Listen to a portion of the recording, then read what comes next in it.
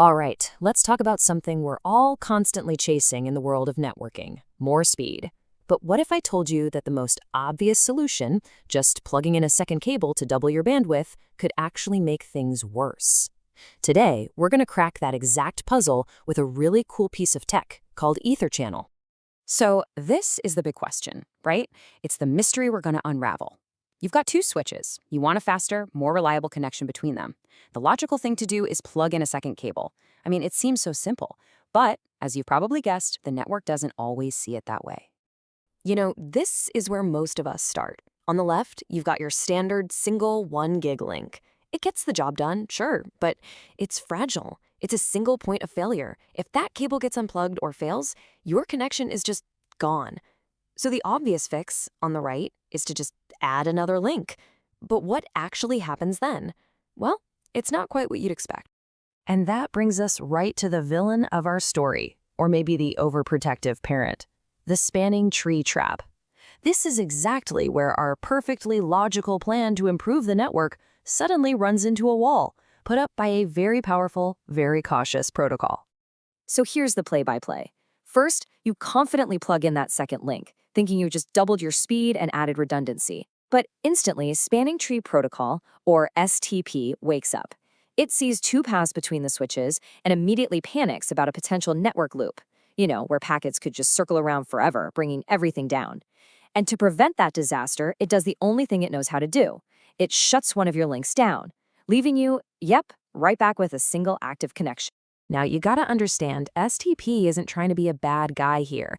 It's actually a crucial safety feature. Its entire job is to keep your network safe from those catastrophic loops. It's like a traffic cop that sees two parallel roads and, to be safe, just closes one of them down. It's just being a little too cautious in our case. And that's the bottom line. This is the core problem you have to get your head around. Without some clever intervention, STP will always see those extra physical links as a danger and just block them. So the real question is, how do we get all the benefits of that second link without triggering STP's alarm bells? And this is where our hero, EtherChannel, swoops in to save the day. It's this really elegant solution that lets us have it all. We get the extra bandwidth, we get the redundancy, and we do it all without creating those loops that Spanning Tree is so worried about.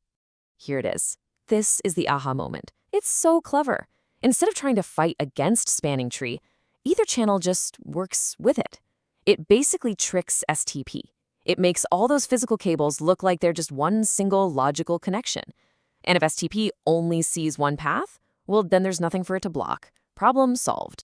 So what exactly is EtherChannel?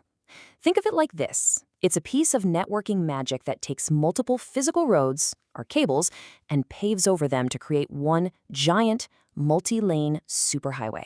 Spanning Tree looks down, sees one big, high-capacity road, and gives it a thumbs up. It doesn't even notice the individual lanes underneath. And the payoff? Oh, it's huge. It's built on these three pillars. First, you get that increased bandwidth. Two 1 gig links really do become a 2 gig logical link. Second, you get amazing redundancy. If one of those cables fails or gets unplugged, traffic just instantly and automatically reroutes over the others. No downtime. And third, you get load balancing, where the switch is smart enough to spread the traffic out across all the working links in the bundle. Okay, but let's be real. With great power comes, well, a few really frustrating ways to mess up the configuration. Now that we know why EtherChannel is so awesome, let's dive into the common little mistakes that can trip you up when you're trying to set it up. This one should look pretty familiar, huh? It's like déjà vu.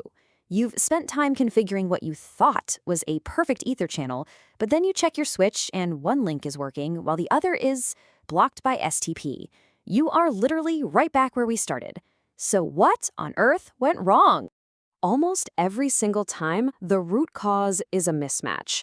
For links to be bundled together into an EtherChannel, they have to be perfect twins.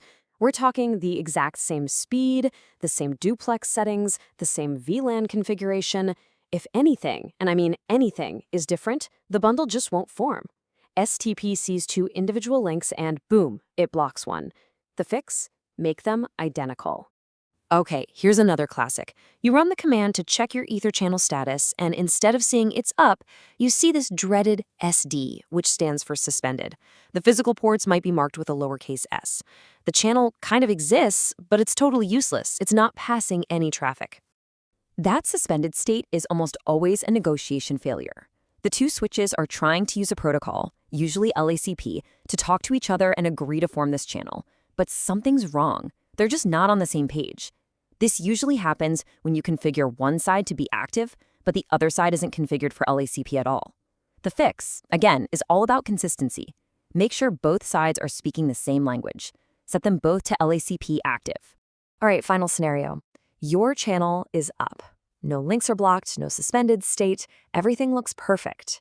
But then you check the traffic stats, and you notice one cable is getting hammered with traffic, while the other one is just sitting there, barely doing anything. What happened to that awesome load balancing we were promised? This happens because of a really common misunderstanding.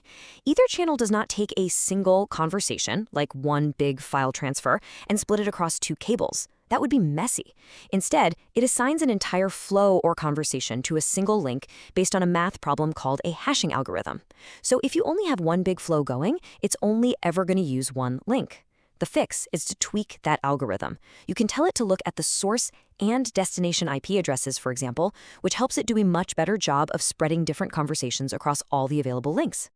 If you remember nothing else from this whole troubleshooting section, please let it be this. When your EtherChannel is acting up, your first, second, and third thought should be to hunt for a mismatch.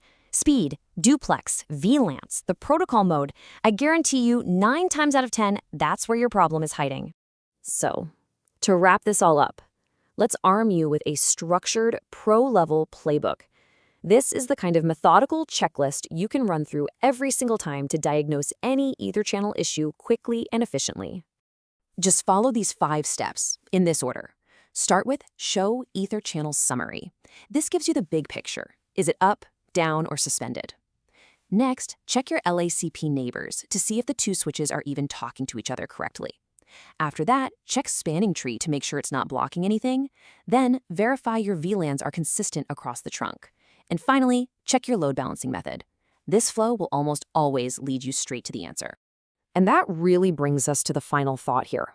EtherChannel is an absolutely fantastic tool for building networks that are faster and way more resilient. But all of its power hinges on getting those little details right. So it leaves you with a question to ask yourself. Is your network really working for you? Or could a simple, overlooked configuration mismatch be quietly working against it?